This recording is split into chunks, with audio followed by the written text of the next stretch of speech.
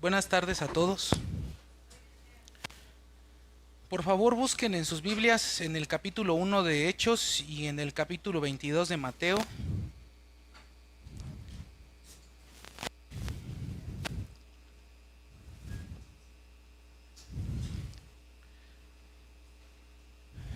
Hechos capítulo 1 y en el capítulo 22 de Mateo.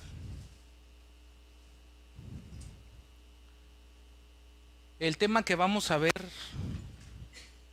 el día de hoy es el tema del evangelismo. El evangelismo. ¿Ya lo tienen? Capítulo 1 de Hechos. Vamos a leer, dar lectura y luego hacemos una oración. Vamos a leer el versículo 8. Dice así la escritura: pero recibiréis poder cuando haya venido sobre vosotros el Espíritu Santo, y me seréis testigos en Jerusalén, en toda Judea, en Samaria y hasta lo último de la tierra. Padre Celestial, te damos las gracias por el privilegio que nos concedes de reunirnos libremente en este país. Te pedimos nos ayudes a ser agradecidos por este privilegio y verlo como debe de ser, como un privilegio del cual no todos los cristianos gozan en este mundo. Te pedimos, Padre, quites de nuestras mentes cualquier afán que pueda estar interrumpiéndonos, que nuestros pensamientos no se vayan de este lugar.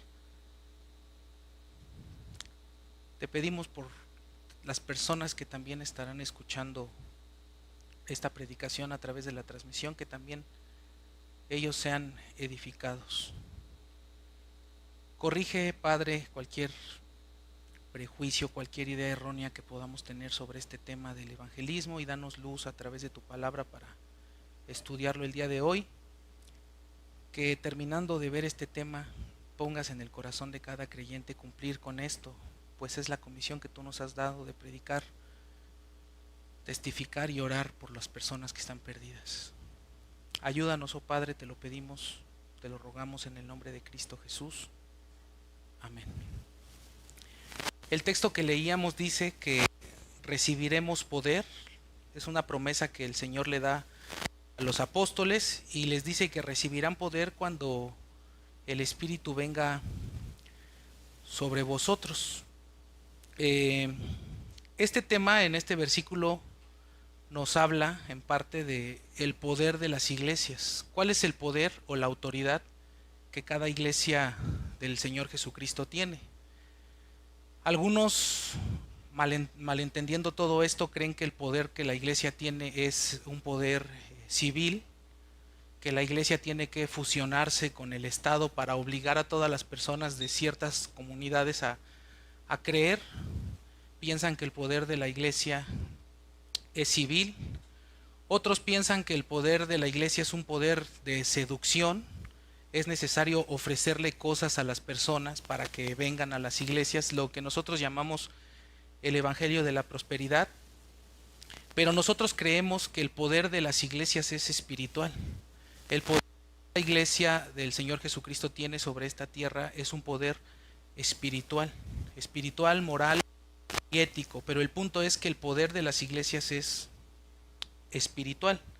¿Para qué es el poder que iban a recibir los apóstoles? Dice: y me seréis testigos en Jerusalén, en toda Judea, en Samaria y hasta lo último de la tierra. Es decir, este poder tenía el propósito de testificar sobre el evangelio, sobre la palabra de nuestro Dios. Déjenme ilustrarlo de esta manera. Esta ilustración nos puede ayudar mucho.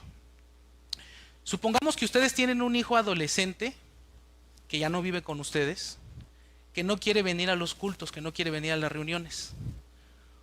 Ustedes pueden hacer que venga de tres formas distintas. La primera es por medio de la coerción, obligándolo, amenazándolo. Por ejemplo, si no vienes al culto, ya no me hables, o te desheredo, ya vas a perder la herencia, te voy a quitar del testamento. Tal vez ese hijo venga al culto, pero está viniendo porque tú lo estás obligando, lo estás amenazando, lo estás presionando. Entonces el poder que estás ejerciendo no es espiritual, sino es un poder de convencimiento a través de las amenazas. Pero también puedes utilizar otro método. ¿Saben cuál? Y de hecho, al no entender esto, yo lo llegué a usar. Y es, mira hijo, vamos al culto. Terminando te voy a llevar a comer barbacoa. Te voy a llevar a unos tacos que están bien buenos. Creo que está fallando mucho esto. Puede ser que nuestros hijos lleguen a venir al culto, pero ¿por qué van a venir? Por la barbacoa, porque les prometiste la barbacoa. Yo creo que vamos a tener que poner el... Entonces, la primera forma es obligándolo y la segunda forma es por medio de una seducción. Y esto se puede ver a través de la historia en muchas iglesias. El evangelio de la prosperidad utiliza esta seducción. Si vienes, si buscas a Dios, Dios te va a bendecir, no te vas a enfermar, Dios no quiere que sufras. Ese es el poder que ellos utilizan, la coerción. Otro poder o otra forma en la que podemos convencer a nuestros hijos es a través del miedo. Resulta que el hijo se cayó de la moto, ya ves, te pasó eso porque no vas al culto. Y ahí en los próximos 8 días ahí tienes al hijo en el culto, porque ya le dio miedo de que piensa que se cayó de la moto porque no fue al culto. Pero ¿cuál es lo correcto que tenemos que hacer como padres cristianos? ¿Obligarlo, amenazarlo, seducirlo, hacer que el culto sea atractivo para él? ¿O orar por él? Para que Dios es el que lo convenza de venir. Entonces nuestras armas no son ni la fuerza ni la seducción, sino nuestras armas son espirituales. Las armas de la iglesia son 3. Las armas de cada creyente son 3. Las armas son la oración, la predicación de la palabra y el testimonio personal. Esas son las armas que Dios dotó a cada iglesia. ¿Se acuerdan cuando dice Pablo, porque las armas de nuestra milicia no son carnales, no son espadas, no son metralletas, no somos como los musulmanes que como tienen un Dios impotente que no puede convencer a nadie, ellos mismos los convencen por medio del uso de la fuerza? Nuestras armas son la oración, la predicación y el testimonio. Y es muy importante combinar estas 3 armas. ¿De qué le serviría, hermanos, a una persona orar y predicar si su vida es incongruente con la fe que él dice profesar? La gente va a decir, pues para ser como tú, pues mejor me quedo así. No simplemente es la oración y la predicación, también hay que vivir vidas congruentes, hay que dar testimonios. El testimonio es un arma, la Biblia lo enseña. ¿Se acuerdan de ese versículo que dice que las casadas ganen a su marido no de palabra? ¿Cómo tienen que ganar a sus maridos las casadas? Con su testimonio. Ahora, esto no significa que se van a llevar los maridos por el testimonio, pero el testimonio va a abrir la puerta para que este marido escuche el evangelio o venga al culto. Eso lo hemos visto en esta iglesia en el caso de algunas esposas y esposos. Entonces las armas de la iglesia son espirituales y son la oración, la predicación y el testimonio. Esto lo digo como introducción de lo que vamos a ver a continuación en nuestro tema del evangelismo. Ahora, por favor, vamos al capítulo 22 de Mateo. Mateo 22.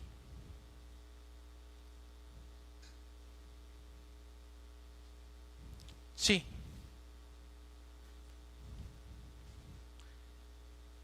Vamos a dar lectura al capítulo 22 de Mateo a partir del versículo 36.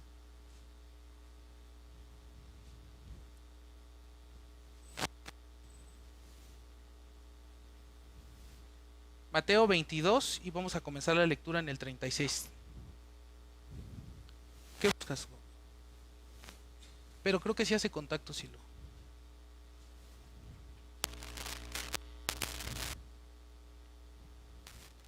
Dice así la escritura mientras vamos a leerlo. Maestro, le preguntan a nuestro Señor Jesucristo, ¿cuál es el gran mandamiento en la ley? Y Jesús le dijo, amarás al Señor tu Dios con todo tu corazón y con toda tu alma y con toda tu mente. es decir, la primera tabla de la ley, los mandamientos del 1 al 4, ¿no?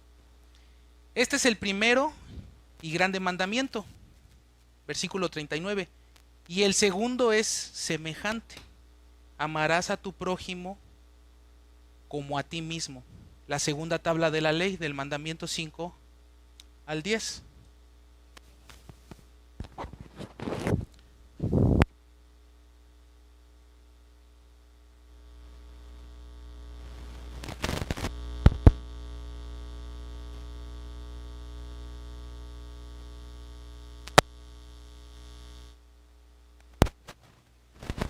¿Ahí me escuchan? ¿Me escuchan? Entonces ya quita este, creo que este es el que sigue siendo el falso. ¿Ahí me escuchan? Perfecto. Volvemos a leerlo, ¿no? Maestro, ¿cuál es el gran mandamiento en la ley? Jesús le dijo: amarás al Señor tu Dios con todo tu corazón y con toda tu alma y con toda tu mente. Este es el primer y grande mandamiento. Y el segundo es semejante: amarás a tu prójimo como a ti mismo. Amarás a tu prójimo. En la segunda introducción lo que les voy a decir es que existen muchas ideas equivocadas acerca del evangelismo. Acuérdense que el tema que estamos viendo el día de hoy es el tema del evangelismo. Y existen muchos conceptos erróneos y muchas ideas equivocadas en relación a este tema del evangelismo. Por ejemplo, un botón de muestra: si ustedes toman un libro de historia de México, se van a encontrar con que los españoles llegaron hace 500 años a nuestro país. ¿A qué creen que dice que vinieron a hacer? Dice que vinieron a evangelizar a los indígenas. O sea, para los historiadores, lo que los españoles hicieron en nuestro país hace 500 años fue venir a evangelizar a los indígenas. La pregunta es: ¿vinieron los españoles a evangelizar? Y la respuesta es: por supuesto que no vinieron a evangelizar. Ni siquiera conocían el evangelio. Lo que vinieron a hacer es a saquear nuestro país y a imponer su propia sociedad sacralista como la que tenían en España. Vinieron a forzarnos. Su Dios que ellos tenían era impotente, no podía convencer a nadie, y por eso tenemos que convencerlos utilizando la fuerza y inventando apariciones por todas partes, en los cerros como en el del Tepeyac aquí cerca, para convencer a la gente. Sus armas que los españoles tenían no eran la oración, la predicación y el testimonio. Sus armas fueron las espadas y la fuerza. Pero los libros dicen que los españoles vinieron a evangelizar. Entonces ahí tienen un concepto muy equivocado acerca de evangelizar. Otros grupos dicen que el evangelismo es una receta. Para ellos es una fórmula mágica o una receta. Las 4 leyes espirituales. Y le dicen a las personas: Dios te ama, quiere bendecirte, Dios tiene un plan fabuloso para ti, solo tienes que repetir esta oración conmigo y con esto Dios te va a salvar y tú vas a ser salvo. Y como ellos creen que esto es el evangelismo, hacen toda clase de cosas absurdas que Dios nunca mandó, campañas de sanidades donde llenan los estadios supuestamente con la promesa de que si tienes a un familiar paralítico lo traigas y ahí se va a levantar, campañas de todo tipo, conciertos de música y todo este tipo de cosas que Dios no mandó. Y el único propósito de estas personas es que al final levante la mano quien fue tocado para que repita esta oración y pum, ya, ahí se acabó su evangelismo. Desde luego que este es un concepto también equivocado de evangelismo. Otro concepto equivocado: en esta iglesia y en algunas de nuestras iglesias hermanas han llegado personas que han estado por un tiempo con nosotros y después se han ido argumentando, ¿saben qué? Es que ustedes no evangelizan. Ha habido personas, yo he platicado con algunas de ellas, están un tiempo con nosotros y después se van diciendo: es que ustedes no evangelizan. Y si nosotros nos detenemos a preguntarles: a ver, ¿a qué te refieres con que nosotros no evangelizamos? ¿Saben a qué se refieren? Dicen: es que de la iglesia de donde yo vengo, terminando el culto, todos los hermanos agarrábamos unas bocinas y nos íbamos al parque y nos íbamos a predicar el evangelio al parque o al metro. Y ustedes no hacen eso, entonces a ustedes no les importan las almas, ustedes no evangelizan y por eso nosotros mejor nos vamos de aquí. ¿Y saben cuál es nuestra respuesta para esas personas? No, los que no evangelizan son ustedes. Eso no se le puede llamar evangelismo. Subirse al metro a gritar o irse a una plaza pública con una bocina, a eso se le llama, ¿saben cómo? Molestar a la gente. Eso no es evangelismo, eso es molestar a la gente. En realidad los que no evangelizan son ellos y no han entendido qué es el evangelismo en realidad. Entonces, por un lado, tenemos conceptos equivocados del evangelismo, pero por otro lado, el otro extremo del péndulo, tenemos estos grupos que dicen, pero no hay que evangelizar. Dios va a salvar a los escogidos aunque nosotros no hagamos nada, porque ya son escogidos. Los escogió, entonces Dios se va a encargar de salvarlos, aunque tú y yo no hagamos nada. Son los grupos conocidos como hipercalvinistas. Ellos dicen, no tenemos que evangelizar, Dios los va a salvar, aunque tú y yo no hagamos nada. Conceptos equivocados. Por un extremo, gente que hace tonterías, y por otro extremo, gente que dice, no tenemos que hacer nada. Desconectan el fin del medio, porque la gente, los escogidos se van a salvar solamente a través de la predicación y de las oraciones de su pueblo, del pueblo de Dios. Entonces la pregunta, entonces ¿en qué consiste el evangelismo? Si el evangelismo no es esto que estas personas presentan, entonces ¿qué es el evangelismo? ¿En qué consiste verdaderamente el evangelismo? Al principio de este mensaje leíamos el capítulo 22 de Mateo. Por favor, vamos otra vez ahí. Leíamos la pregunta que le hicieron a nuestro Señor Jesucristo, ¿se acuerdan? La pregunta era, ¿cuál es el gran mandamiento en la ley? Versículo 36, Maestro, ¿cuál es el gran mandamiento en la ley? Jesús le dijo, amarás al Señor tu Dios con todo tu corazón y con toda tu alma y con toda tu mente. Este es el primer y gran mandamiento, y el segundo es semejante. Amarás a tu prójimo como a ti mismo. ¿Qué tiene que ver este versículo con el evangelismo? Probablemente se estarán preguntando. Vamos a responder dos preguntas de manera preliminar en esta predicación a la luz de este versículo, y las preguntas que vamos a responder son: ¿qué es amar al prójimo? Porque ese es el mandamiento, es lo que está diciendo nuestro Señor Jesucristo. Amar al prójimo como a ti mismo. Entonces la primera pregunta que vamos a responder, ¿qué significa o qué es amar al prójimo? Esa es la primera. Y la segunda que vamos a responder es, ¿quién es mi prójimo? La primera es, ¿qué es amar al prójimo? Y la segunda es, ¿quién es mi prójimo? Pero antes de pasar a responderlas, tenemos que saber que solamente los creyentes verdaderos pueden amar a su prójimo. La Biblia enseña que solo los que aman a Dios pueden amar a su prójimo, con amor verdadero, con amor ágape. Solamente las personas que han sido alcanzadas por el amor de Dios pueden amar a otros con esta clase de amor. Los creyentes pueden amar a su prójimo porque el amor de Dios ha sido derramado en sus corazones, y cuando un creyente ama al prójimo es como si Dios mismo lo estuviera amando a través de este creyente. Entonces hay que entender esto, solamente un creyente verdadero, alguien que ama a Dios, puede amar al prójimo. Solo alguien que ama a Dios puede amar al prójimo. Pero la pregunta es, ¿qué es amar al prójimo? ¿Qué es amar al prójimo? Hay tres aspectos. Hemos aprendido que hay tres aspectos acerca del amor, del verdadero amor.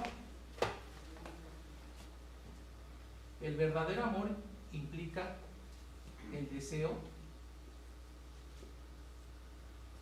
En segundo lugar, implica el afecto, los sentimientos.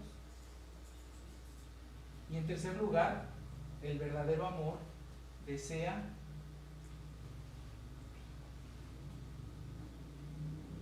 el bien de la persona amada.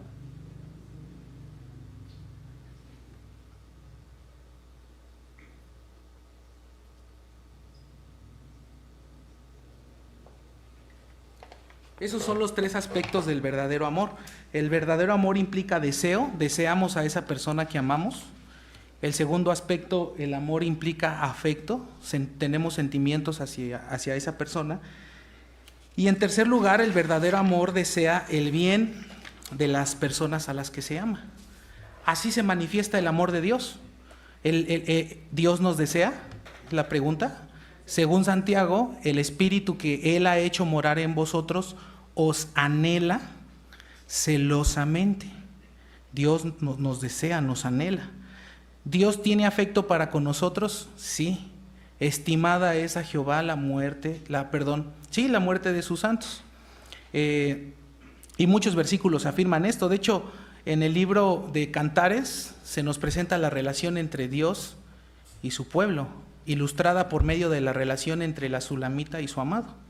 Entonces, Dios nos desea, Dios tiene afecto para nosotros, pero lo más importante, Dios desea el bien de sus hijos. Dios no desea el mal de sus hijos. Conocemos algunos versículos, ¿no? Yo sé los pensamientos que tengo acerca de vosotros, pensamientos de bien y no de mal, para daros el fin que esperáis. También dice la Escritura por medio del apóstol Pablo, para los que aman a Dios, todas las cosas, puede ser una enfermedad, puede ser una pérdida, pero detrás de esa enfermedad o esa pérdida, Dios está buscando no nuestro mal, Dios está buscando nuestro bien. Entonces el amor es desear, sentir afecto, pero también desear el bien. Entonces, ¿qué es amar al prójimo? En resumen, ¿qué sería amar al prójimo? Sería desear el bien para nuestro prójimo, ¿sí o no? Ahora la pregunta sería, ¿qué es o cuál es el bien para nuestro prójimo? ¿Cuál es ese bien o qué es el bien para nuestro prójimo? ¿Acaso el bien para nuestro prójimo, desear el bien para nuestro prójimo es desear su salud física? ¿Ese es el bien para nuestro prójimo? ¿O desear el bien para nuestro prójimo es desear su salud mental o emocional? ¿O desear el bien de nuestro prójimo es desear su bienestar material, económico? ¿Ese es el bien para nuestro prójimo? Nos da gusto cuando nuestro prójimo tiene estas cosas, ¿sí o no? Nos tiene que dar gusto. Pero todas estas cosas son temporales. Todas estas cosas son temporales. La salud se va a acabar. El dinero no nos vamos a llevar nada a la tumba. Estos son bienes, pero son temporales. Todo se va a deteriorar, todo se va a acabar. ¿De qué le serviría a una persona tener salud en esta vida, tener dinero, ser exitoso, si al final va a la perdición eterna? ¿De qué le servirían todos sus bienes? Entonces el verdadero bien debe de ser algo trascendental, más allá de lo temporal. Entonces, ¿cuál es el bien de nuestro prójimo? ¿Cuál es el verdadero bien? Y la respuesta es, el verdadero bien no es algo, el verdadero bien es alguien, el verdadero bien es Dios, el verdadero bien para nuestro prójimo es Cristo. Ese es el verdadero bien. Imagínense por un momento un padre de familia respetable que buscó darle a sus hijos los mejores estudios, la mejor ropa, el mejor calzado, un carro, una casa, pero se terminó perdiendo ese hijo porque este padre nunca lo llevó a Cristo, porque él mismo no conocía a Cristo. Le dio lo mejor en esta vida, pero se terminó perdiendo el hijo y se terminó perdiendo el padre. Ustedes saben que el infierno es la antítesis del cielo. Si en el cielo padre e hijo se van a amar, en el infierno padre e hijo se van a odiar por la eternidad. Si en el cielo padre e hijo se van a bendecir, en el infierno padre e hijo se van a maldecir por la eternidad. Entonces ese padre no le dio a sus hijos el verdadero bien, porque ni siquiera él sabía cuál era el verdadero bien para sus hijos. No sabía cuál era el verdadero bien. Entonces, ¿qué es amar al prójimo? Buscar el bien del prójimo. ¿Y cuál es el bien del prójimo? Buscar la salvación del prójimo. Ese es el verdadero bien. Amar al prójimo consiste entonces en buscar la salvación de nuestros prójimos.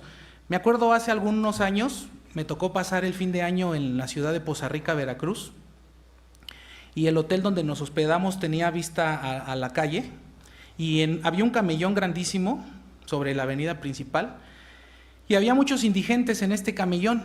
Y un grupo de evangélicos, el día 31, ¿qué creen que hicieron? Prepararon unas cenas de Año Nuevo para todos los indigentes, unas charolitas que traían una piernita de pavo, un espagueti, y las anduvieron repartiendo por todos los camellones allá en Poza Rica. Las filas de estas personas indigentes eran algo largas, pero les dieron el alimento, les dieron sus cenas y nada más.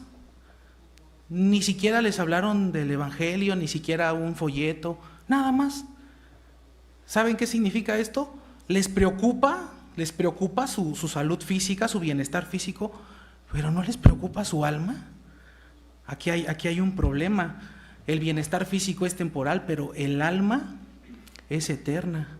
Yo no estoy diciendo que no podamos hacer lo mismo que ellos, pero toda labor social tiene que ser con el único fin de compartir el evangelio. Sí, no está Dios en contra de este tipo de labores sociales. Está George Mueller, está Spurgeon con sus orfanatos. Pero el propósito no es la ayuda social en sí misma, el propósito es compartir el evangelio. Estas personas les dieron la charolita, qué bueno, qué bonito. La gente que los vio, mira esos evangélicos, pero no les compartieron el evangelio. Porque estas personas en realidad no entendían cuál es el verdadero bien, lo que esos indigentes necesitan. Esos indigentes sí necesitan comida, pero más allá de la comida ellos necesitan a Cristo. Ellos necesitan ser perdonados de sus pecados. Nos deben de importar ambas cosas, su bienestar físico, claro, pero más allá de eso, nos debe de importar su alma, que es eterna. Entonces, hemos respondido la primera pregunta. ¿Qué es amar al prójimo? Desear la salvación del prójimo. Eso es amar al prójimo, desear su salvación. Ahora la segunda pregunta. ¿Quién es nuestro prójimo? Hay muchas ideas alrededor de esta pregunta. Algunos dicen, mi prójimo son los de mi religión. Eso lo hacen los testigos de Jehová. Solamente van a cumpleaños y son testigos de Jehová. Solamente van a funerales y el que murió fue un testigo de Jehová. Para ellos su prójimo son los de su propia secta.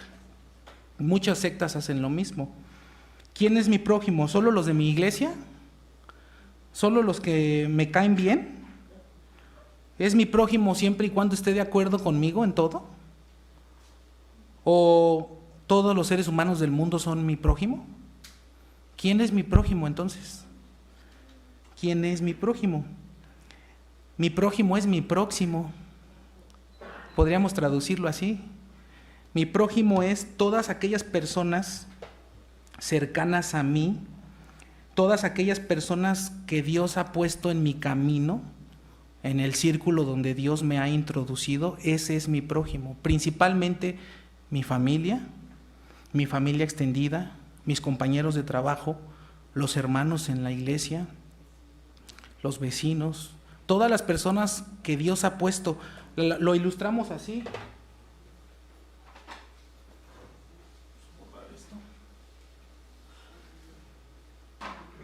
Lo ilustramos con círculos. En el primer círculo está tu familia, tu esposa, tus hijos. Luego está tu familia extendida, tus compañeros de trabajo, tus vecinos. El prójimo es aquellas personas que Dios ha puesto en tu camino, cercanas a ti, mis hijos, mis padres, mis hermanos. Entonces, son estas personas, mi prójimo, a quien debemos amar. ¿Cómo? Buscando su salvación, buscando que sean personas perdonadas de sus pecados, libradas de la condenación eterna. Por favor, vamos a otro versículo en el capítulo 5 de 2 de Corintios.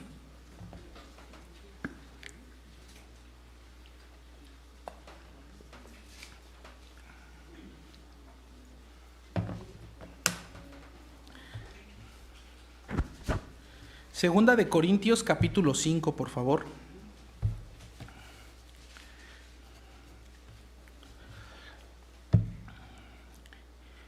Vamos a dar lectura a partir del versículo 16.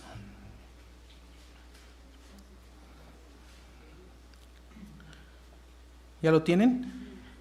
Dice así: de manera que nosotros de aquí en adelante a nadie conocemos según la carne. Y aun si a Cristo conocimos según la carne, ya no lo conocemos así. De modo que si alguno está en Cristo, nueva criatura es. Las cosas viejas pasaron, he aquí todas son hechas nuevas. Y todo esto proviene de Dios. ¿Cuál es todo esto? El estar en Cristo, el ser una nueva criatura. Y todo esto proviene de Dios, quien nos reconcilió consigo mismo por Cristo, y aquí está el punto que me interesa, y nos dio el ministerio de la reconciliación. Que Dios estaba en Cristo reconciliando consigo al mundo, no tomándoles en cuenta a los hombres sus pecados, y lo vuelve a decir, y nos encargó a nosotros la palabra de la reconciliación. Así que somos embajadores en nombre de Cristo, como si Dios rogase por medio de nosotros, os rogamos en nombre de Cristo, reconciliaos con Dios. Dice que nos reconcilió y nos dio un ministerio. ¿Cuál es ese ministerio? El ministerio de la reconciliación. Según el sermón del monte, nos hizo pacificadores. ¿Qué es ser un pacificador? Algunos lo interpretan como vas en tu carro y unos se están peleando ahí a golpes, y bajarte y separarlos, ya eres un pacificador. Eso no es ser un pacificador. El chiste es poner la paz entre Dios y los hombres que lo han ofendido. Dios nos ha dado este ministerio de la reconciliación a cada creyente. Cada creyente tiene que reconciliar o tratar de reconciliar a su prójimo con Dios. En otra parte dice que el propósito de los profetas, pastores, evangelistas y maestros es preparar a los santos para la obra del ministerio. ¿Cuál es esa obra del ministerio? El evangelismo, la gran comisión.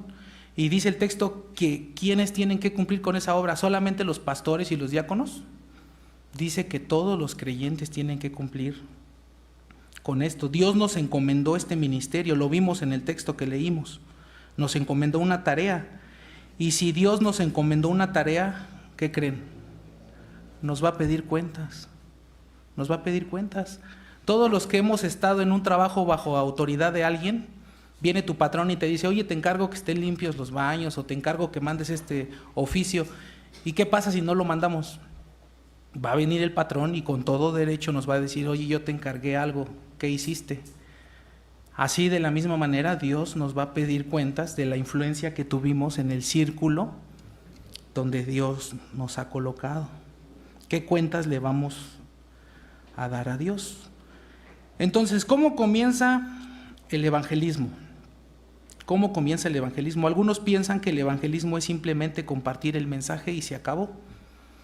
Pero el evangelismo no es simplemente compartir el mensaje, va más allá.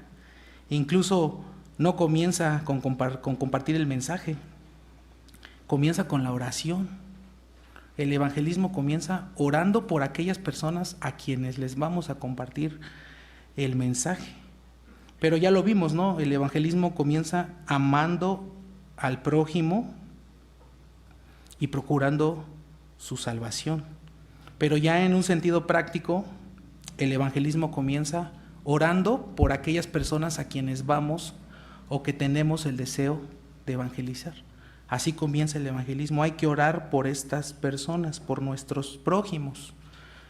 Ahora, dicen los arminianos, los que se congregan en iglesias arminianas, o los arminianos, o las personas que creen en que Dios no es soberano en la salvación, ellos dicen lo siguiente sobre esto. Si tú vas y le predicas a una persona, a donde sea, a la calle, a tu familia, le predicas el evangelio, y si esa persona dice que no, si esa persona dice, no, yo no quiero saber nada, no quiero saber de tu religión, dicen los arminianos, pues ya dijo que no hay nada que nosotros podamos hacer. Yo no puedo convencerlo, soy un espectador aquí. Si ya le prediqué y él dice que no puedo hacer nada. Estoy atado de brazos, no hay nada que yo pueda hacer. En ese punto estamos de acuerdo con los arminianos. El arminiano dice, no, pues esa persona se pierde porque quiere. Sí, yo también creo eso. Nosotros creemos que cada persona es responsable y que los que se pierden porque quieren perderse. Hasta ahí estamos de acuerdo con los arminianos. El problema es que los arminianos dicen, si esa persona ya dijo que no, yo no puedo hacer nada, no hay nada que podamos hacer. Y también dicen, ni tampoco Dios puede hacer nada. Si la persona ya dijo que no, ni siquiera Dios puede hacer nada. Eso creen los arminianos. ¿Y cuál es su argumento? Porque Dios no va a violar el libre albedrío de nadie. Eso es lo que ellos dicen. Si la persona dijo que no, yo no puedo hacer nada, pero tampoco Dios puede hacer nada porque Dios no va a violar el libre albedrío. Cristo es un caballero, dicen, Él no obliga a nadie. Ese es el evangelismo y el evangelio que los arminianos creen. Que si el pecador ya dijo que no, Dios también es un espectador y no puede hacer nada, porque Dios no va a violar el libre albedrío de nadie. Pero si nosotros le preguntamos a ese mismo arminiano, oye, ¿y tú oraste o oras por salvación y para que Dios salve? Sí. Ah, caray, esa es la peor incongruencia que he escuchado en mi vida. ¿Le estás pidiendo a Dios algo que de antemano sabes que no puede hacer? Porque el libre albedrío humano es todopoderoso para ti. O sea, ¿oran por la salvación? Sí, pero al mismo tiempo no creen que Dios pueda salvar porque creen que la salvación depende del pecador y del libre albedrío humano. Ellos, en vez de estar orando a Dios, porque es una incongruencia que ellos oren pidiendo por algo que ellos mismos reconocen que Dios no puede hacer, deberían de ponerse de rodillas pero delante del pecador para tratar de convencerlo. Porque si todo depende de convencer la voluntad del pecador, pues mejor que se pongan de rodillas delante del pecador e intenten convencerlo. En ese sentido nosotros diríamos, entonces los musulmanes son mejores evangelistas que tú. Ellos sí los convencen, con una AK-47, pero ellos sí los convencen. ¿Se dan cuenta que los musulmanes son mejores evangelistas que los arminianos? Porque si se trata de convencer la voluntad y nada más, ellos son más eficaces. Nosotros creemos, no tenemos que convencer al pecador de que se arrepienta. Tenemos que convencer a Dios de que lo salve. La salvación está en la voluntad de Dios. La salvación es de Jehová. La salvación depende de que Dios quiera salvar. Como dice Romanos capítulo 9, no depende del que quiere, porque nadie quiere. No depende del que corre, no es por el esfuerzo. Depende de que Dios quiera tener misericordia. Entonces oramos para que Dios tenga misericordia. No tenemos que convencer al pecador, no podemos. Al que le tenemos que pedir que lo convenza es a Dios. Entonces el evangelismo comienza pidiéndole a Dios que los convenza.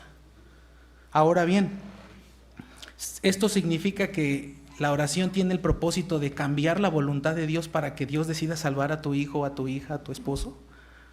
O sea, vamos a orar para convencer a Dios y Dios tiene una voluntad fija y no la va a cambiar. Entonces, ¿la oración tiene el propósito de cambiar su voluntad?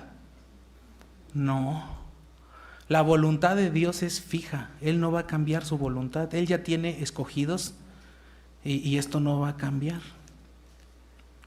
Entonces, ¿en qué sentido oramos? Si no es para cambiar la voluntad de Dios. Así ora la mayoría de los grupos. Piensan que la oración es torcerle el brazo a Dios para que cumpla con sus caprichos. Nosotros no creemos que la oración tenga el propósito de cambiar la voluntad de Dios. La voluntad de Dios es fija, no va a cambiar. Entonces, ¿cuál es el propósito de la oración? No es cambiar su voluntad de Él, es cambiar nuestra voluntad y alinear nuestra voluntad con su voluntad. Déjenme darles este ejemplo. Hace tiempo, hace como un año, fuimos a Oaxaca a trabajar y un compañero de trabajo nos acompañó y nosotros siempre que hacemos un viaje largo, antes de irnos hacemos una oración. Entonces le dije a mi amigo, ¿nos permites? Vamos a hacer una oración. Entonces yo siempre cuando hacemos un viaje largo, mi oración es, Señor, si tú quieres, vamos a llegar con bien a Oaxaca, si tú quieres. Por eso te pedimos que nos libres de cualquier peligro en el camino, que guardes la mecánica del carro, que nos ayudes a estar atentos en el volante. Hicimos esa oración y nos dispusimos a ir a Oaxaca y llegamos con bien a Oaxaca. Fueron 6 horas por la nueva carretera, llegamos con bien. Y llegando a Oaxaca le pregunto a mi amigo, que no es creyente, oye, ¿qué crees que hubiera pasado si no hubiéramos orado así pidiéndole a Dios su ayuda y que nos guarde? Y dice mi amigo, no, pues a lo mejor nos hubiera pasado algo, ¿no? Y le digo, no, si no hubiera yo orado así, de todos modos hubiéramos llegado con bien. Porque la oración no tiene el propósito de cambiar el destino. Más bien en la oración estoy reconociendo, estamos en tus manos. Y si nos pasa algo, fue según tu soberanía. Así funciona la oración, no tiene el propósito de cambiar a Dios, sino de alinearnos, nuestra voluntad, alinearla con la voluntad de Dios. No es así como oraba el Señor Jesucristo, pero no se haga mi voluntad, sino la tuya. No se haga mi voluntad, sino la tuya. Entonces la oración no tiene el propósito de cambiar la voluntad de Dios, sino de alinear nuestra voluntad con la voluntad de Él. Pero también la oración es el medio por el cual Dios cumple con sus propósitos. La oración es el medio que Dios utiliza para cumplir sus propósitos. Escuchen este texto muy interesante en el capítulo 11 de Isaías.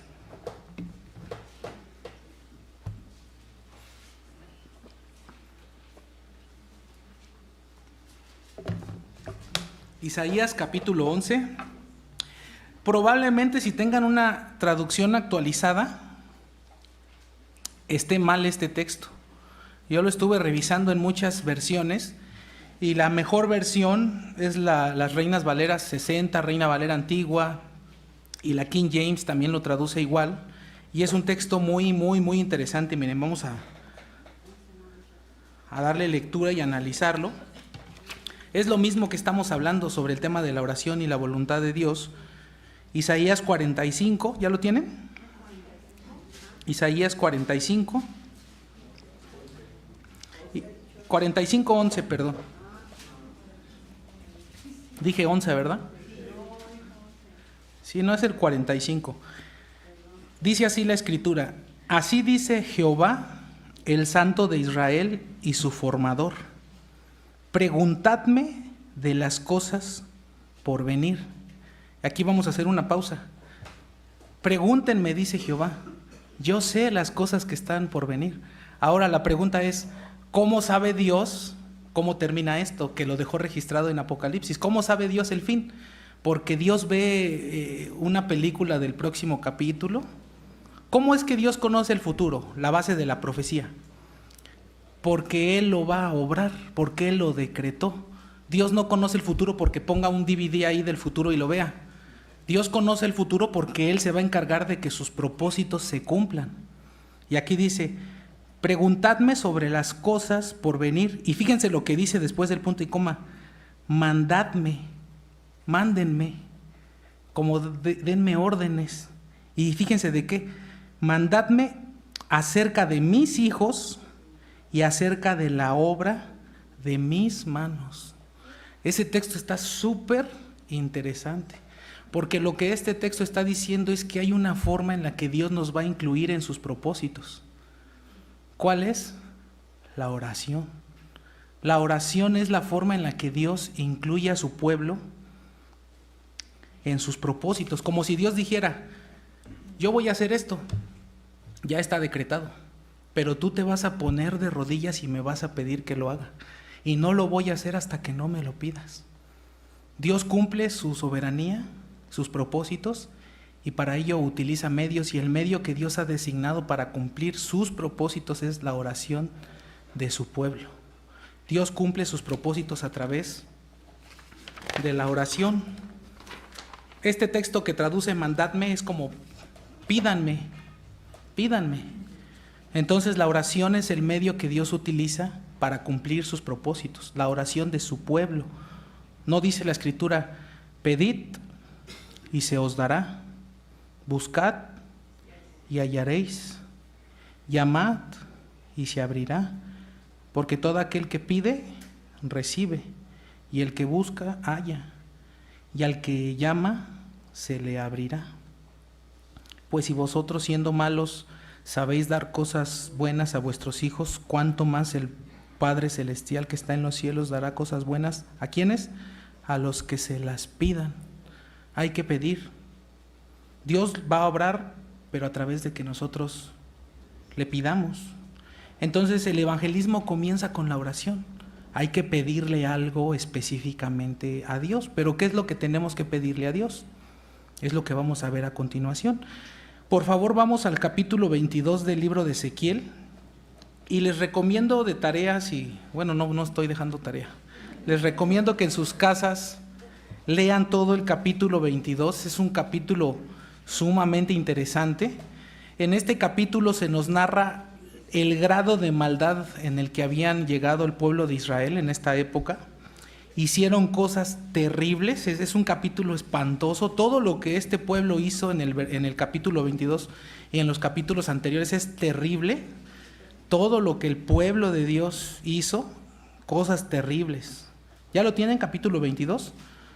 Lo leen todo, Ezequiel 22, pero nosotros vamos a dar lectura a partir del versículo 29, que ya desde el 29 se nos narran algunas de las perversiones que el pueblo había cometido. Dice: el pueblo de la tierra usaba de opresión y cometía robo. Al afligido y menesteroso hacían violencia. Al extranjero oprimían sin derecho. Y esto es lo que nos interesa, el versículo 30. Y busqué entre ellos hombre que hiciese vallado. ¿Qué es esto de vallado? Levantar vallas, levantar muros. Y que se pusiese en la brecha delante de mí a favor de la tierra para que yo no la destruyese, y no lo hallé. Y como no lo halló, versículo 31, por tanto, derramé sobre ellos mi ira, con el ardor de mi ira los consumí, hice volver el camino de ellos sobre su propia cabeza, dice Jehová el Señor. Ahí está tu familia, hermano. Ahí están tus hijos, ahí están tus padres, ahí están tus seres queridos, tus compañeros de trabajo, ahí están todos ellos. Y lo que Dios espera es que tú te pongas en la brecha entre esa familia rebelde y Dios, y que intercedas en favor de ellos. Dice el texto: y no lo hallé. No hubo nadie quien intercediera por este pueblo rebelde. Y como no hubo nadie que intercediera, derramé mi ira sobre sus cabezas. Ahí está tu familia. Se dirá sobre la familia y sobre el círculo de cada uno de ustedes: no haya nadie quien pidiera por ellos. Por eso la ira de Dios fue derramada. ¿Se dirá así de nosotros, hermanos? El evangelismo comienza con esto: con ponernos entre Dios, entre el pecador y Dios. Ponernos en la brecha, intercediendo por la salvación. Fue lo que hizo Abraham en favor de Lot. ¿Se acuerdan? La negociación de Sodoma y Gomorra. Y si hubiere 50 justos, yo lo perdono. Y si hubiere 10, ¿qué está haciendo Abraham en favor de Lot ahí? Intercediendo, se está poniendo en la brecha. Pablo nos muestra hasta qué punto amaba a sus paisanos, a sus seres queridos, en el capítulo 9 de Romanos. Por favor, vamos ahí.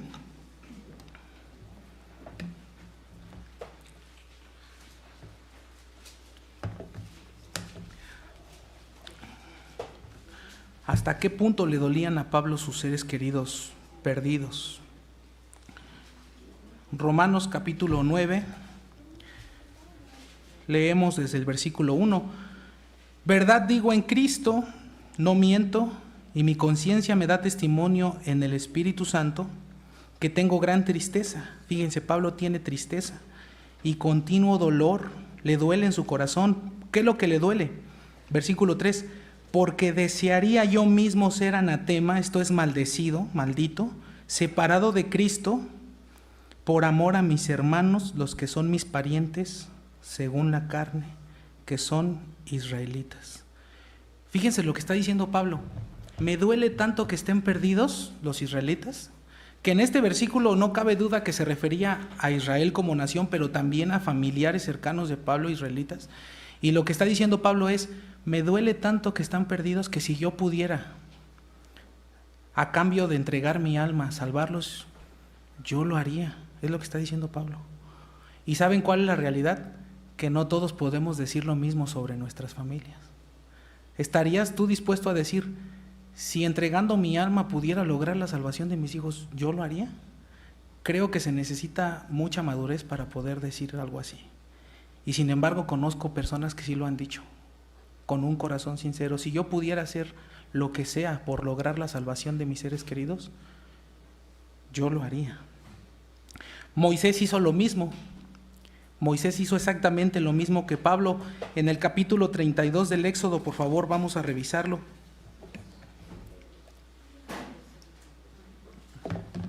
Conocemos el contexto del capítulo 32. Moisés sube al monte por las tablas de la ley, se tarda y cuando Moisés baja, ¿qué creen que pasó? Conocen la historia, ¿no? Está hasta en las películas. Ya se habían hecho un becerro de oro. Y en el capítulo 32, por favor, ¿ya lo tienen? Vamos a dar lectura a partir del versículo 7. Entonces Jehová dijo a Moisés, anda, desciende, porque tu pueblo que sacaste de la tierra de Egipto se ha corrompido. Pronto se han apartado del camino que yo les mandé y se han hecho un becerro de fundición y lo han adorado. Y le han ofrecido sacrificios y han dicho, Israel, estos son tus dioses que te sacaron de la tierra de Egipto. Dijo más Jehová a Moisés, yo he visto a este pueblo, que por cierto es pueblo de dura cerviz. Ahora escuchen lo que está diciendo Jehová a Moisés aquí, lo que Jehová está determinando. Ahora pues, versículo 10, déjame que se encienda mi ira contra ellos y los consuma, y de ti yo haré una nación grande. Lo que le prometió a Abraham. Le está diciendo, déjame, Moisés, déjame que los destruya. Y Moisés vio la idolatría tan terrible. Llevaban poco tiempo en el desierto y ya estaban adorando un becerro. Y Moisés pudo haber dicho, sí, destrúyelos, por gandallas, destrúyelos, se lo merecen. Pero ¿qué creen? Que no hizo eso Moisés. Versículo 11. Entonces Moisés oró en presencia de Jehová su Dios y dijo, oh Jehová, ¿por qué se encenderá tu furor contra tu pueblo que tú sacaste de la tierra de Egipto con gran poder y con mano fuerte? ¿Por qué han de hablar los egipcios diciendo, para mal los sacó, para matarlos en los montes y para rehaerlos de sobre la faz de la tierra? Vuélvete del ardor de tu ira y arrepiéntete de este mal contra tu pueblo. Acuérdate de Abraham, de Isaac y de Israel, tus siervos, a los cuales has jurado por ti mismo y les has dicho, yo multiplicaré vuestra descendencia como las estrellas del cielo y daré vuestra descendencia toda esta tierra de que he hablado y la tomarán por heredad para siempre. ¿Y qué pasó? Versículo 14. Entonces Jehová se arrepintió del mal que dijo que había de hacer a su pueblo. Dios ya había determinado destruirlos, Moisés intercede y Jehová se arrepiente. ¿Significa que Moisés cambió la voluntad de Jehová? No, la voluntad de Dios es fija. Dios desde el principio determinó no destruirlos, pero utilizó la oración de Moisés para no destruirlos. ¿Se dan cuenta? Es lo que venimos diciendo desde hace rato. Dios desde el principio determinó que no los iba a destruir, pero utilizó un medio, que Moisés se levantaría y que Moisés intercedería por ese pueblo. Ahora, aquí tenemos una oración registrada.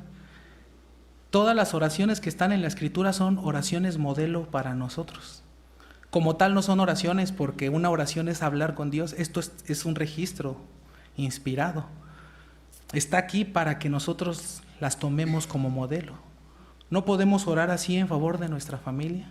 Detén tu furor en contra de ellos. Aplaca tu ira en contra de ellos. Moisés no cambió la voluntad de Dios. Dios utilizó la oración de Moisés para cumplir con el propósito que él había fijado desde un principio. Brinquen hasta el versículo 30. ¿Hasta qué punto amaba Moisés a este pueblo? Versículo 30 dice, y aconteció que al día siguiente dijo Moisés al pueblo, vosotros habéis cometido un gran pecado, pero yo subiré a Jehová, quizás le aplaque acerca de vuestro pecado. Es interesante que diga quizá. No dice, los va a perdonar. Quizá. No está obligado Dios. Voy a ir a interceder y en una de esas quizá se aplaque y tenga misericordia. Quizá se aplaque acerca de vuestro pecado. Versículo 31. Entonces volvió Moisés a Jehová y dijo, escuchen la oración de Moisés, te ruego, pues este pueblo ha cometido un gran pecado, porque se hicieron dioses de oro. ¿Qué le está pidiendo Moisés? Versículo 32. Que perdones ahora su pecado. Y si no, quítame ahora de tu libro que has escrito, ráeme, quítame, dicen otras traducciones. Fíjense cómo está orando Moisés. Te ruego que los perdones. Y si no los vas a perdonar, bórrame a mí también de tu libro. La misma oración que el apóstol Pablo. Si no los vas a perdonar, entonces también a mí condéname. Si con esto pudieras perdonarlo. Hasta este grado intercedió Moisés en favor de este pueblo rebelde y contradictorio. Entonces la oración es el medio. El evangelismo comienza con la oración. Nos ponemos en la brecha a favor de nuestros seres queridos perdidos y así demostramos el amor al prójimo. El evangelismo comienza así. Tú no puedes decir, tengo ganas de evangelizar a este muchacho y ya oraste por él. No, entonces no tienes ganas de evangelizarlo. El interés por evangelizar a una persona comienza orando por la salvación de esa persona. Así se manifiesta el amor al prójimo. Les voy a dar un ejemplo muy interesante del pastor MacArthur. Lo comentó el hermano Tomás hace tiempo también desde este púlpito, y es que una mujer llegó con el pastor MacArthur y le dijo, pastor, ¿puede orar por mi hijo? Es rebelde, está perdido. Y MacArthur le dijo, no. Le dijo, no puedo orar por tu hijo. Y esta mujer se quedó así de, caray, ¿por qué dice que no? Pues si él es el pastor. ¿Y saben qué le contestó MacArthur? Tú vas a orar por tu hijo y yo te voy a acompañar, porque a mí no me duele tu hijo tanto como te duele a ti. No sé si me doy a entender. ¿A quién le duele más mi familia que a mí mismo? Aparte, Dios me puso en este círculo porque Dios quiere que yo sea el que me ponga en la brecha a favor de mi familia. Los hermanos no se van a poner en la brecha a favor de tu familia. Eres tú el que se debe de poner en la brecha. Eres tú quien debe de interceder por los tuyos. Porque a nadie le duele, se supone que a nadie le debería de doler más tu familia que a ti mismo. Se supone. Ayer en el instituto, el hermano Tomás comentó algo similar al final y nos decía, yo amo a México, pero quien debe de orar por México son ustedes, es su país de ustedes. Otro ejemplo que ponía es que traen oraciones en las peticiones por el primo del primo y la abuelita y vienen al culto, no. Entonces, ¿qué vamos a pedir por ellos? Y aparte es tu familiar, pide tú. En el culto público oramos por personas que estén escuchando el evangelio en esta iglesia o que los mismos hermanos les hayan compartido. Entonces la pregunta y el autoexamen y la exhortación es, ¿te estás poniendo en la brecha a favor de tus hijos? ¿Te estás poniendo tú en la brecha a favor de tus amigos? ¿Te estás poniendo en la brecha en favor de tus parientes, de tus padres? ¿O en el día del juicio se dirá sobre tu familia?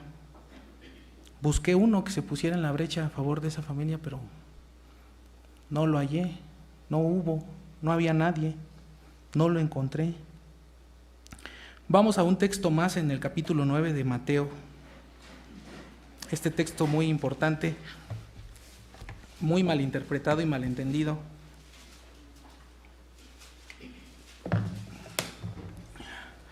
Mateo 9, comenzamos la lectura en el versículo 35.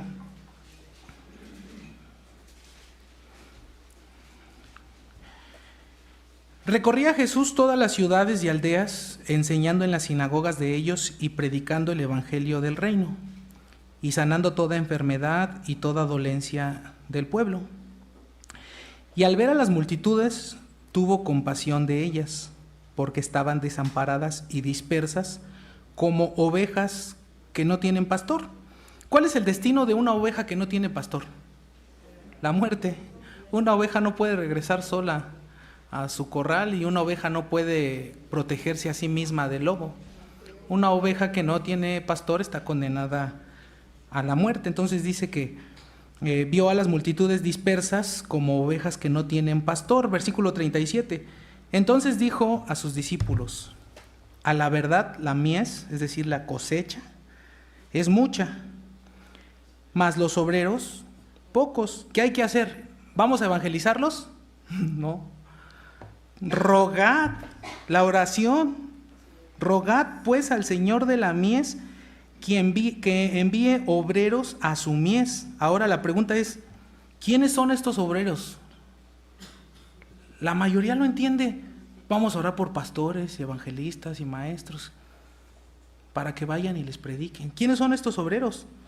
La respuesta es: ustedes y yo somos esos obreros, o deberíamos de serlo. No es que haya una disparidad, pocos obreros, mucha mies. La intención es: todos los creyentes deben de ser obreros. El ministerio de la reconciliación fue encomendado a todos los creyentes, todos deben de ser obreros. Yo tenía una mala interpretación de este texto y yo decía, tengo familiares en un pueblo lejano en Oaxaca, que están todos perdidos, en un pueblo donde no hay evangelio, donde hay puro evangelio de la prosperidad, sectas, la secta católica. Y yo decía, bueno, mi deber para con el pueblo es orar que Dios mande obreros. Y estando pidiendo así, ¿saben qué pasa? Ve tú, es tu familia. O sea, que mande obreros, qué fácil, ¿no? Ve tú. Los creyentes todos deberían de ser obreros. Investiguen la palabra griega que envíe obreros. ¿A qué se refiere en el griego ahí? Se refiere a que esos mismos cristianos son los obreros. Pero están dormidos, están en su zona de confort. Y ellos piensan, no, ya, ojalá que Dios mande obreros. Tú eres el obrero, ustedes y yo somos los obreros. Y tendríamos que interceder y pedir y ponernos en la brecha, por lo menos en favor de nuestras propias familias. Vamos a terminar con algunas aplicaciones prácticas y las vamos a encontrar en el libro de Jonás, el profeta rebelde. Con esto vamos a terminar. Hay una enseñanza muy tremenda. Conocemos de memoria la historia de Jonás. Incluso hay una canción, no sé si la han escuchado, una canción infantil. El Señor le reveló. La historia es conocida por todos. Jonás es enviado a Nínive a predicarles el arrepentimiento. Nínive está de un lado y Jonás se va para el lado contrario. En vez de ir a donde tenía que ir, se fue para el lado contrario y toma un barco, pero Dios estaba enojado con Jonás. Se despierta una tempestad terrible en Nínive, la gente en el bote se espanta, así conocen la historia más o menos, el gran pez. Jonás 1, y vamos a comenzar la lectura en el versículo 5 para encontrar algunas aplicaciones. Dice, y los marineros tuvieron miedo. ¿De qué tuvieron miedo? De la tormenta que se había desatado. Y cada uno clamaba a sus dioses, estaban orando a dioses que no los podían oír. Aquí aparece la palabra dioses con D minúscula. Y echaron al mar los enseres que habían en la nave para descargarla de ellos, pero Jonás había bajado al interior de la nave y se había echado a dormir. Y el patrón de la nave se le acercó y le dijo, ¿qué tienes, dormilón? Levántate y clama a tu Dios, quizá Él tendrá compasión de nosotros y no pereceremos. La primera aplicación sobre lo que estamos hablando es, el barco se está hundiendo, hay un caos y el cristiano está dormido. Las personas le están clamando a dioses que no los pueden escuchar y el único que puede clamarle al Dios verdadero está dormido. Y puede ser que nosotros estemos igual. Los testigos de Jehová están avanzando con esa secta malvada, los mormones igual y los cristianos dormidos. Fíjense lo que está pasando aquí. En la cubierta del bote, una reunión de oración, pagana, pero una reunión de oración. Y el cristiano, el único creyente ahí, dormido en el bote. Dormido.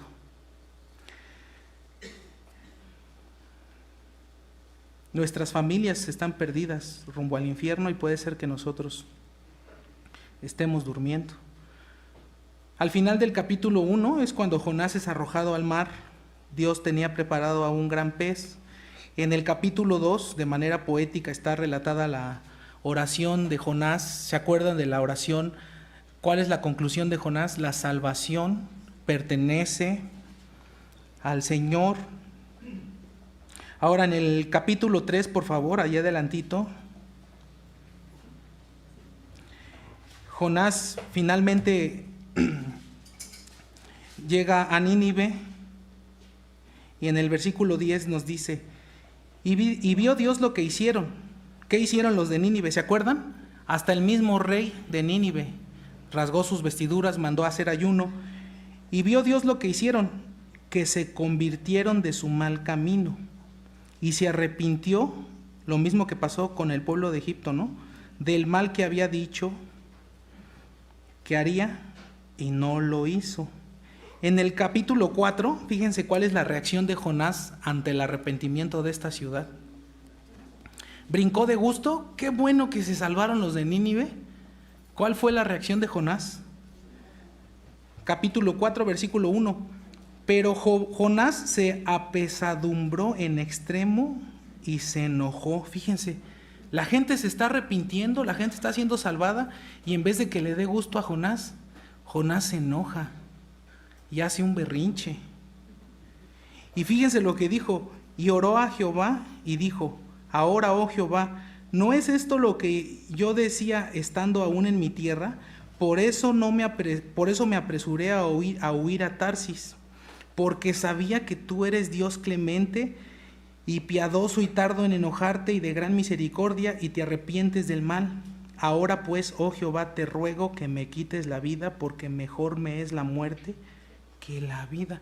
Le dio coraje que los ninivitas fueran salvos. ¿Y saben cuál es aquí la lección para todos nosotros? Analízate a la luz de esto. ¿Hay alguna persona en este mundo, algún conocido tuyo, que si fuera salvo reaccionarías igual que Jonás? Es que fue salvo tu tía a la que no le hablas. Híjole, esa señora. Si hay una persona en este mundo que no te alegraría su salvación, entonces hay un problema muy grande en tu corazón. Muy grande. Si la Biblia nos manda incluso a orar por nuestros enemigos. Habría alguna persona que si te enteraras, ¿qué crees que está dando testimonio en una iglesia bíblica? No, él no puede ser. Y que en vez de darte gusto,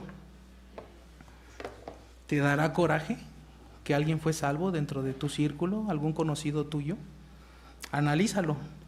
¿Tienes algún némesis, decía el hermano Mark por ahí, que tú dirías, no, a él ni le voy a compartir el que se pierda, ni voy a orar por él?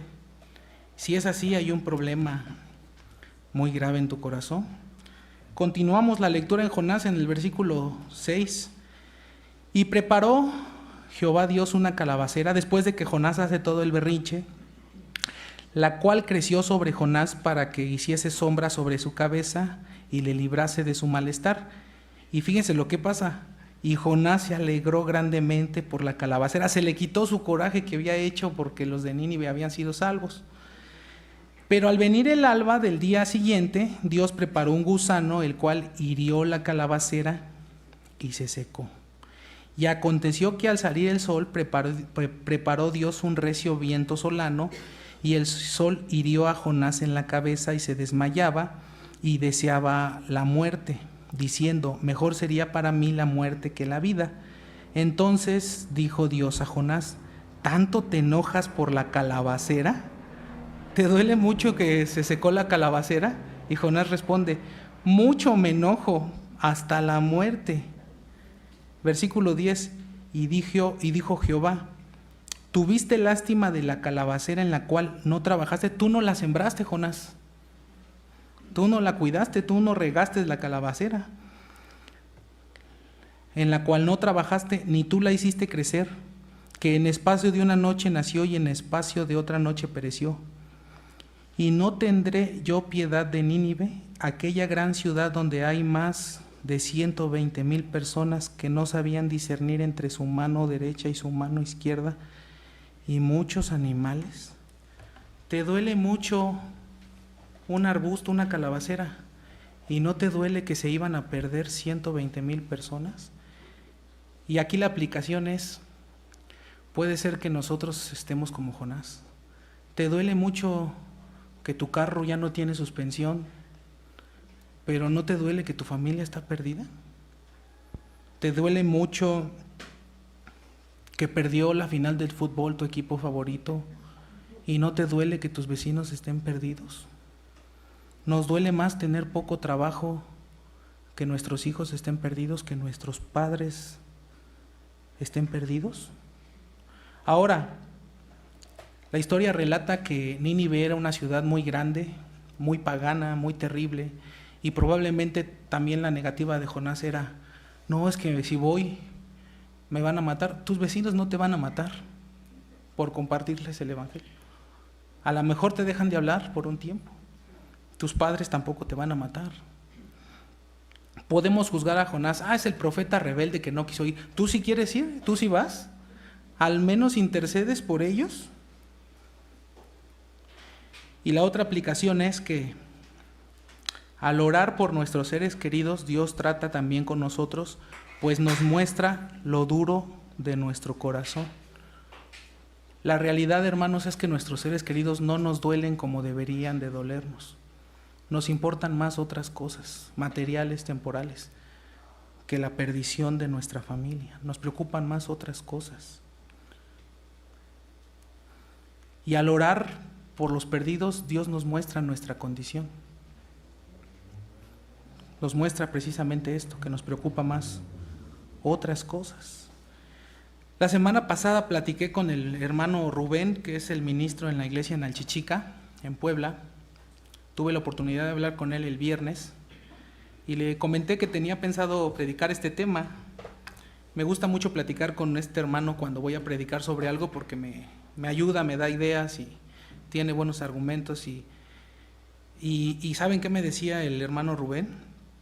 Que en días pasados falleció la tía de una hermana que se reúne en Alchichica. Falleció su tía y ellos fueron al funeral. Y dice el hermano Rubén que esta mujer creyente, todo el funeral se la pasó llorando, lamentándose. ¿Saben qué? Ella decía, nunca le pude hablar el evangelio. Según es mi tía amada, según es mi tía favorita, según la quiero mucho, y ha ido a la perdición eterna y nunca le pude hablar el evangelio. Es más, nunca intercedí por ella como debería.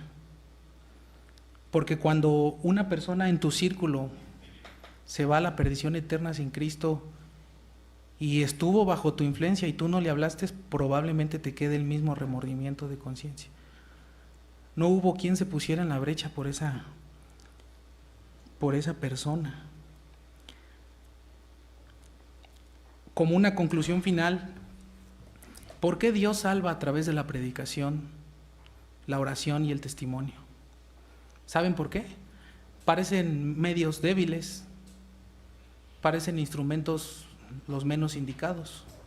Y Dios utiliza estos instrumentos que parecen los menos indicados y a las personas que parecen las menos indicadas para que quede resaltado que el poder es de Él y para que Él reciba toda la gloria en la salvación de los que llegan a la salvación. Él podría utilizar otros medios, como los que usan las otras iglesias, ¿no? Pero Él utiliza la locura de la predicación, las oraciones de su pueblo, el testimonio de su pueblo, para dejar bien claro que el poder es de Él es el poder y para Él será la gloria. Finalmente, unas palabras para las personas que puedan estar aquí en esta reunión y que no tengan a Cristo. Las palabras que tengo para ti, amigo, es: tú no puedes interceder por nadie. Tú no te puedes poner en la brecha por nadie. Esto va para los niños y los jóvenes que están perdidos en este lugar. Ustedes no pueden orar por nadie, no pueden interceder por nadie, no se pueden poner en la brecha. Es más, ustedes necesitan que alguien ore por ustedes, que alguien interceda por ustedes. Y déjenme decirles que están en el lugar indicado.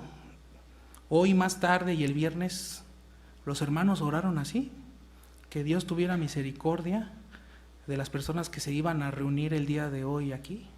Alguien se está poniendo en la brecha por ti. Una iglesia. Estás en el lugar correcto. Estás en el lugar correcto. Ahora imagínense conociendo el evangelio verdadero y una iglesia bíblica y no llegar a ser salvos. La condenación será terrible. Por eso seguimos rogando a Dios que tenga misericordia de ustedes y que pueda concederles el arrepentimiento para vida. Y para los que ya son creyentes, déjenme darles un último motivo para interceder así por los otros, por los perdidos. Sabemos que es por amor a Cristo, para la gloria de Dios, pero un motivo que me gustaría cerrar con esto es: ¿alguien oró por ti así alguna vez? ¿Alguien se puso en la brecha por ti, por ustedes y por mí? ¿Alguien estuvo orando para que Dios tuviera misericordia de nosotros? Y gracias a las oraciones de alguien, fue el medio que Dios utilizó para que Dios nos librara del castigo y de la ira eterna. Ahora tú ora por alguien.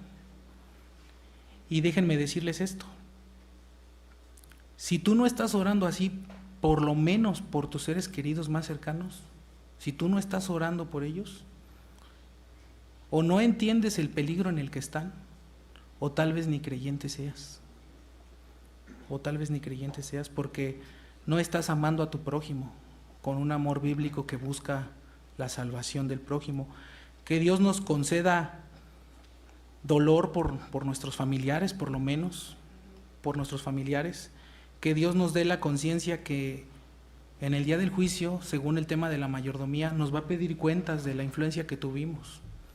Estas personas que quieren ir al camellón, al metro, Dios no te va a pedir cuentas de las personas en el metro, ni en el camellón, ese evangelismo impersonal. No. Imagínense, quieres ir a salvar al mundo, quieres ir hasta otro país, pero toda la gente en tu familia están perdidos. ¿No sería una incongruencia? Dios no nos va a pedir cuentas de los africanos, ni siquiera de la gente de Ciudad Neza.